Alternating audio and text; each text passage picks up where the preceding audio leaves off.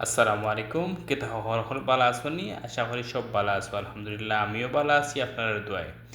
তো আজকে আমি একটা নতুন রেসিপি বানাইমু লগে তাহকা দেখবা। রেসিপিটা হয়েছে কি আমার প্রিয় একজন অভিনেত্রী সোনম কাপুরের বিভিন্ন ইন্টারভিউ দেখছি যে তার প্রিয় একটা খানি হইল কি সিলব্রেড।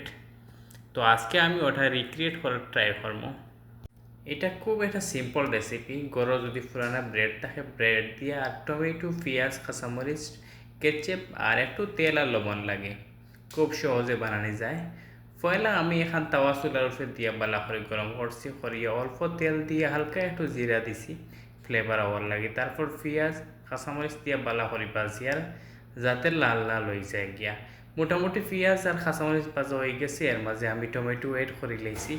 টমেটোরে বালা করে মজাইমি একবারে গলাইলিম আস্তে আস্তে। যখন দেখবো পেঁয়াজ আর টমেটো মোটামুটি একটু বাজা বাজা হয়ে গেছে, তখন আমি কিউব করে খাটিয়ে রাখা ব্রেডে ডালে দিব। ব্রেড ডালার পরে বালা করে মিক্স করবো যাতে বালা করে ফ্লেভার আইও পেঁয়াজ কাঁচামরিচ আর টমেটোর একলগে। মোটামুটি আর একটু বাজার পরে যখন একটু লাল লাল কালার চেঞ্জ হইব তখন আমি ডালে দিব 1 টেবিল চামচ কেচেপ দিয়ে আবার বালা করে মিক্স করবো। মিক্স করার পরে সুন্দর একটা ফ্লেভার যখন আইব তখন আমি সার্ভ করবো সুন্দর একটা প্লেটও। সার্ভ করিয়ে আমি এনজয় করবো। আপনারাও বাসাত বানাইবা খাইবা আর খেয়ে হইতে কি দেখারা আমার ভিডিও কমেন্ট করে জানাইবা।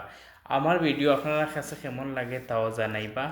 বেশি বেশি করি আমার ভিডিও দেখবা, লাইক কমেন্ট শেয়ার করতে ভুলবা না। আপনারা সুন্দর সুন্দর কমেন্টে আমি নতুন নতুন ভিডিও বানাইতে ইন্সপায়ার করে। এর লাগি আপনারা যখন আমার ভিডিও দেখবা তখন কমেন্ট করে যাইবা আপনার কাছে কেমন লাগে আপনার মন্তব্য জানাইবা। ভালো থাকবা, সুস্থ থাকবা, আল্লাহ হাফিজ।